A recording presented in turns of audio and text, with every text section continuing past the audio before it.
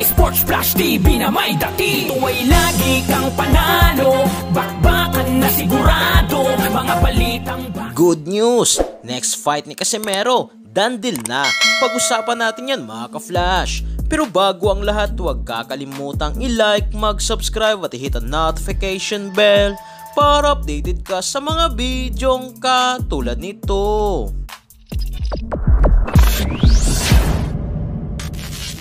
So isang mabilisang update lang nga po mga ka-Flash patungkol sa susunod na laban ni former 3 Division World Champion angas ng Pinas General Cuadro alas Casimero, na ang malaking katanungan nga po dito mga ka-Flash ay kung sino nga ba ang makakalaban ni Casimero para sa WBO title eliminator. Matatandaan nga po mga ka-Flash na mismong kampo na ni Casimero ang nag-anunsyo kung saan sinabi mismo ni Koyang Joseph na kumpirmado na nga po at aprobado na ng WBO sanctioning body sa Super Bantamweight Division ang request ng Team Casimero na WBO title eliminator upang maging mandatory challenger para kay two-weight undisputed world champion na Oya the Monster Inoue. Kaya umaasa nga po tayo mga ka-Flash na mga boxing fans na ito ay kontra sa mga top contender sa WBO na yan ay posible kontra kina Teji Duhaney, Rais Alem, Carl Hamis Wonderboy Martin,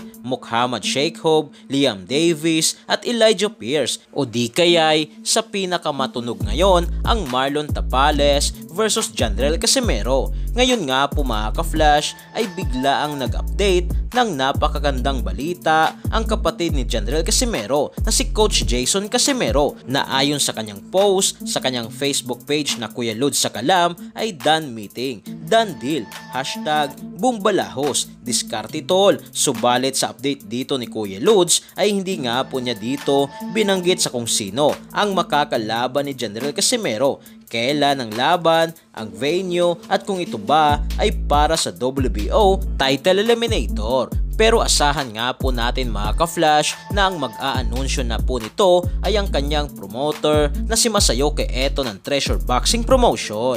Kayo mga ka-Flash, sino kaya ang sunod na makakalaban ni Casimero? Para sa inyong komento at reaksyon na i-komento nyo na sa baba. Hanggang sa muli, ito ang The Sports Flash TV.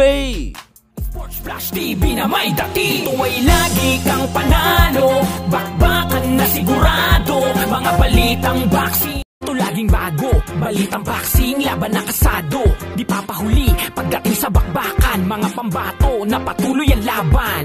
Sasaliksikin ang bawat babalita, talagang diin, bawal ang mahina sa loob ng ring. Merong pambihira, mga kamao na nagiging bida.